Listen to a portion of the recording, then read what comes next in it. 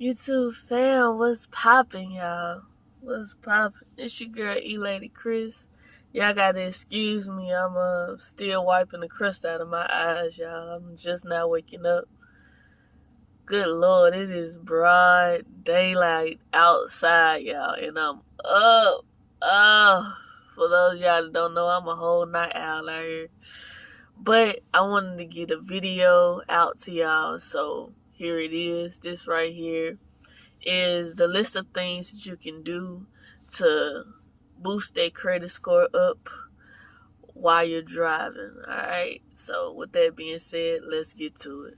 So, the number one thing on the list is credit cards. Now, I know anybody that knows anything about credit, they've heard boosting or getting a credit card boosts your score up. And this is, in fact, true. Got to be careful with what type of credit card you get, though, because not all of them reports to all three bureaus. I am going to put a list in the description box below for those that have good credit. The video is for people that has about a 620 and up credit score. They'll be able to choose from a variety of 10 credit cards that pull a soft pull on your account. That means it won't affect your score, and you will be able to pre-approve for credit cards and read the guidelines, and it'll tell you exactly what your APR interest percentage is going to be per year, if there's any annual fees per year, and what bureaus those credit cards are going to report to. And I'll put a list in the description box below for those. Now, for those of y'all that have not so good credit, which means a 619 and below, and don't feel ashamed, that's myself included. What I did, I'm going to show you right now. This is what I started with. Now, y'all, I started with self.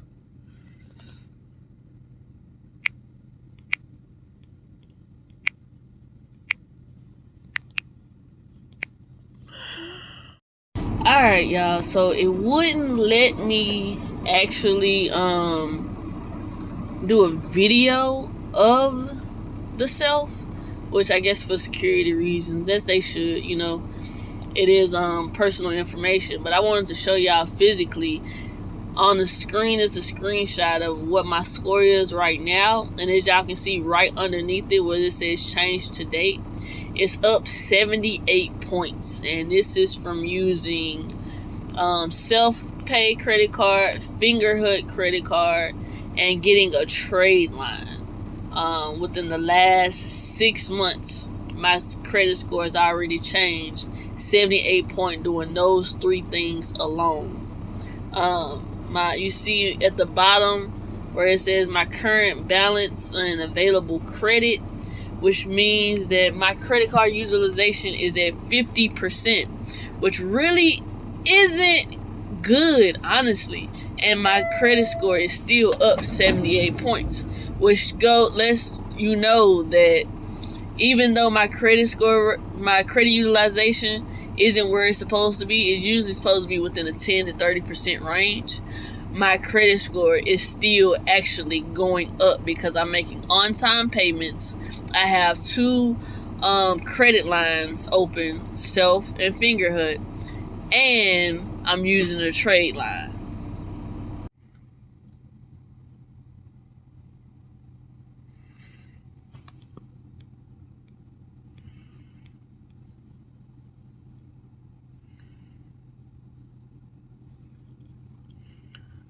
There we go.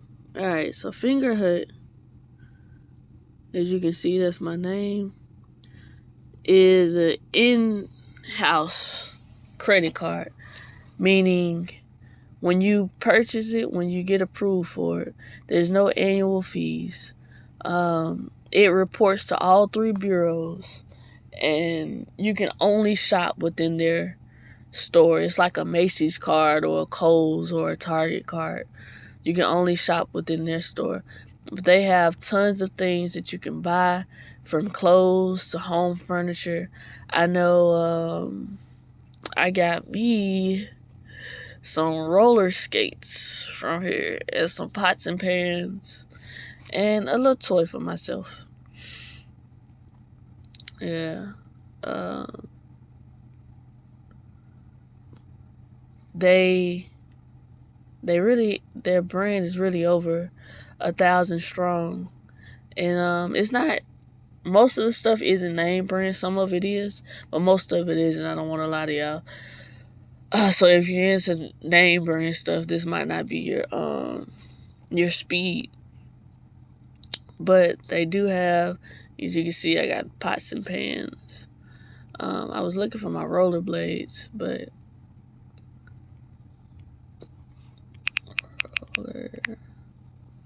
roller skates. Yep, those are the ones I got. Those, the blue ones right there. Yep, those are the ones I got. And they gave me a $400 credit limit. I didn't have to put a security deposit down. For those of y'all that are wondering, I did have to put a security deposit down for self. That was $400, and then after 6 months, they upped it to $800, and both of them report to all 3 credit bureaus. Now, one of the benefits of having unsecured loan, like a fingerhood credit card on your account, even though it's an in-house merchant's credit card only, like you can only use it in-house, it shows that you have unsecured lines of credit available to you. This is important because creditors want to know how good you are with money, with other people's money. Okay? Secured credit cards like Self and Discover does it as well. They start you off with a secured line, which is kind of like having the training wheels on. Now, I get it because I did it. As you can see from my account, I started off with a credit builder account, a Self account, a secured card. But once you get to that point where you can have unsecured lines of money, please, please, please take it. And always, always try to stay with under 10% really, but no more than 30%. And as you can see, I'm still working on that myself. I got to get mine down to 30%. With these credit cards, unsecured and secured, please watch out for those annual fees. Now, watch out for those annual fees. Make sure you're looking at how much they're going to be charging you annually. Make sure you're looking at the interest rates, because they definitely are higher if you have a credit score of 619 and below. And watch out for the credit bureaus. Make sure that these credit cards are reporting to all 3 credit bureaus, or at least 2 out of the 3, whichever you decide. All right, let's get to the next one. Number 2, trade lines. So for those of y'all that's like, ELady, I'm liking the whole unsecured credit, but I cannot qualify for unsecured credit because of my credit score. I got you. Trade lines is the second best way to go. If you don't want to do secured credit cards, if you don't want to put money down in order to start credit lines, but you can't actually get approved for a good credit line amount, well, trade lines is your next best way to go. Trade lines is basically where you as a person go to another person with good credit, a good line of credit, let's say $500 to $1,000 that they got on their credit line. And it definitely, especially helps if they have a credit history of over 3 years. That's even better. With good credit card utilization, this is the best case scenario. And I'm going to say that again. A person with 500 to 1,000 credit card limit has had that account open for 3 years or more, and the credit card utilization is under 30% with on-time payments. This is the best case scenario to use as a trade line. Now, what do? You go to that person and you tell them, hey, I am going to pay you to become an authorized user onto your credit card account. Now, this doesn't mean you actually get access to them. You don't need access of the actual card in order to reap the benefits of this. What you're going to do is you're going to give them your information, your name, social security, and things of that nature. And they're going to put you as an authorized user on that account. Now, your score will drop down at first. It will drop down a couple of points at first. It always does when you adding on an extra credit line of any sort. But it's going to shoot up within the next couple of months because it's going to show as on your account as if you had that account open this entire time. Okay. Now some places are getting smart about this, like Capital One. They're getting smart about this little hack. And I know that because I've tried it myself. I tried it with Capital One and it didn't take. Now I'm trying it with someone else, with Discover. I'm currently in the process of this. Y'all know I don't tell y'all anything that I don't try myself. So, and it actually beginning to work. As you can see, my with my self portfolio, my credit score has skyrocketed 78 points so far. It was only in 48 points with the self and fingerhood Discover card. The self and fingerhood credit card. But once I tried that Discover card with the trade lines, it started shooting up, baby. It started shooting up. So, that's another thing that you can do to boost that score up. Number 3, hard inquiries. Now, these don't affect your score as bad as like your credit card utilization and on-time payments and collections, but this does affect what you can get approved for because creditors do look at the credit inquiries, like how many amounts that you have, and sometimes if you're over about, I want to say 7 or 8 from my research, about 7 research and personal experience, because man, look, I got a lot for a lot of shit, y'all. For real. But it seems like when I have a lot of hard inquiries on my account, I don't get approved for that much. So it definitely takes a toll. Now, what you can do to fix this for anybody that has over 8, especially for those of you all that have over 8, I'm going to put a link in the description box below. There are basically letters that you can send out to those people that put those hard inquiries, the companies that put those hard inquiries on your account, to get them permanently, not temporarily, permanently removed from your account. Now, you don't do this with the accounts that you have open. Like, for example, I have Paramount, the trucking loan. I don't put the hard inquiry out for Paramount because it's still an open account on my credit, so you don't want to mess with that. But however, the ones that you got denied for, or the ones that's already closed, definitely get those removed as soon as possible. You don't need them on your credit at all. It takes a minute. It's a 30-day process. I started mine exactly about a month ago, so not all of them are back. Just so you know, I had 11 on mine, and I went in and I requested to have about, I want to say 8 of them removed. 4 of them is still open credit line for me. So yeah, like I said, I'm still waiting back to hear from them. In my next video, you would definitely hear an update about it. Like I said, I'm right here with y'all. So anything that I try that I know works, I'm definitely letting y'all know, putting y'all on game. All right. And that's all that I have for the credit inquiries. Let's get to the next one. Number 4, credit negotiations. All right, so this one right here, I've done 3 of them so far, and these are for the accounts that's in collections. All right, 3 of my accounts, I had like, I want to say 6, 7. We're gonna go with 7. I had 7 collections, y'all. Man, I know.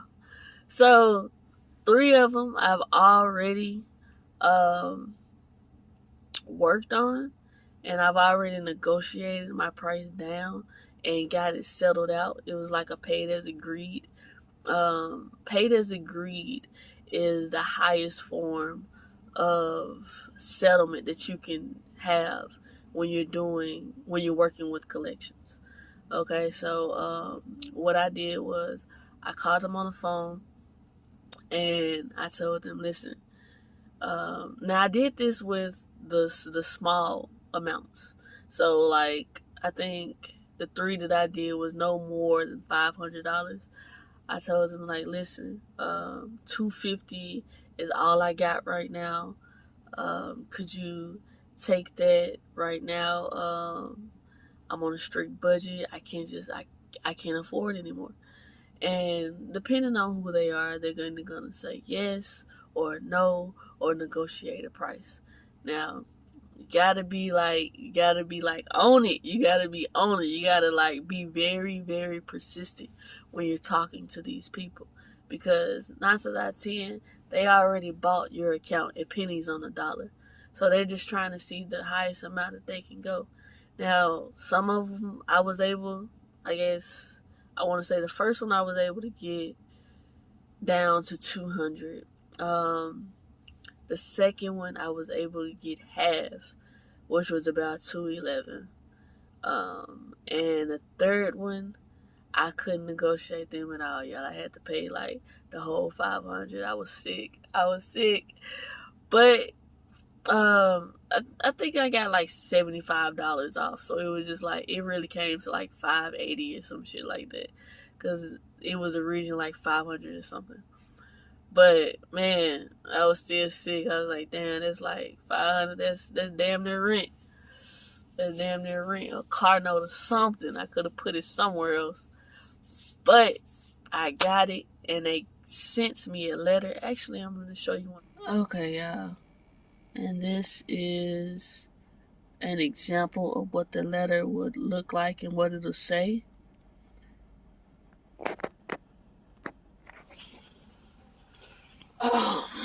Basically, it's just saying that they received my payment, they thank me, and they will be sending a letter out to the credit bureaus on my behalf, letting them know that I paid the bill, paid as agreed.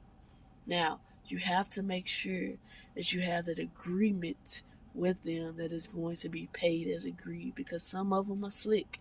They will try to put in as settled accounts or like a past due account. Like they might try something slick.